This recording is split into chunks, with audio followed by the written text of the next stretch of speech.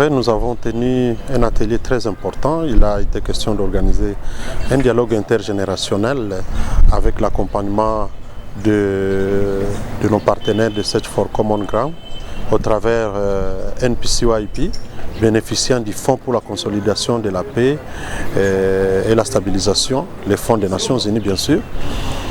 Nous avons déjà fait un long chemin après que notre pays se soit approprié la résolution 2250 du Conseil de sécurité des Nations Unies. Vous savez, la République démocratique du Congo est le deuxième pays d'Afrique à s'être doté du plan d'action national pour la mise en œuvre de cette résolution. Et au niveau mondial, nous sommes troisième, si pas quatrième pays du monde qui s'est déjà doté de cet outil tellement important, façon de localiser, de s'approprier la résolution 2250. Alors, c'est dans le cadre de la localisation du plan d'action national de la résolution 2250 que nous avons aussi pris les relais après la décision du ministre de la Jeunesse au niveau de notre pays. Nous avons dans notre pays pris la question en main jusqu'à ce que nous nous sommes dotés du plan opérationnel provincial de mise en œuvre de la résolution 2250. En fait, ce plan n'est rien d'autre que le plan opérationnel n'est rien d'autre que le plan d'action maintenant au niveau provincial.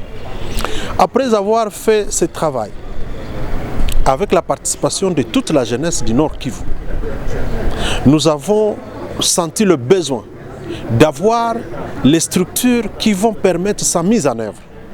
C'est comme ça que, à l'instar du secrétariat technique national, STN, nous avons élaboré des documents qui nous ont permis d'élaborer à notre tour les documents portant institutionnalisation du secrétariat technique provincial.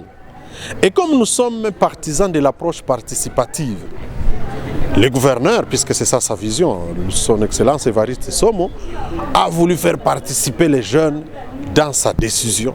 Voilà pourquoi il a autorisé la tenue de ce dialogue intergénérationnel. Et les jeunes venaient d'avoir l'occasion de participer à l'élaboration mot à mot de l'arrêté devant institutionnaliser justement ce secrétariat technique provincial.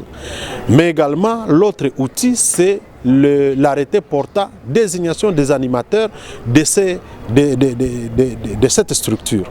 Et aujourd'hui, nous sommes fiers et regardés de constater que les jeunes mis ensemble ont élaboré ces documents en présence des partenaires, notamment les Nations Unies au travers de la MONUSCO, notamment les agences du système des Nations Unies telles que l'UNICEF, le PNUD, le Fonds des Nations Unies pour la population, Merci Corps, Alerte Internationale, avec le concours d'autres divisions sectorielles, parce que les questions des jeunes sont multisectorielles et transversales.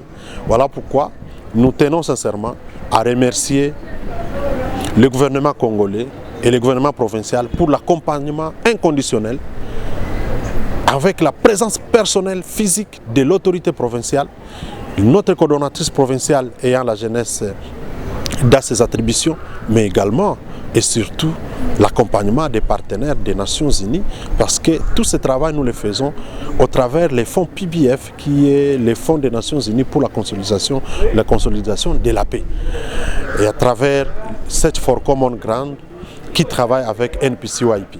Voilà à résumer le travail qui venait d'être fait aujourd'hui. Nous osons croire que l'autorité ne va pas tarder à signer ces arrêtés, parce que traduisant les aspirations et la volonté de la population sectorielle, je parle ici de la jeunesse.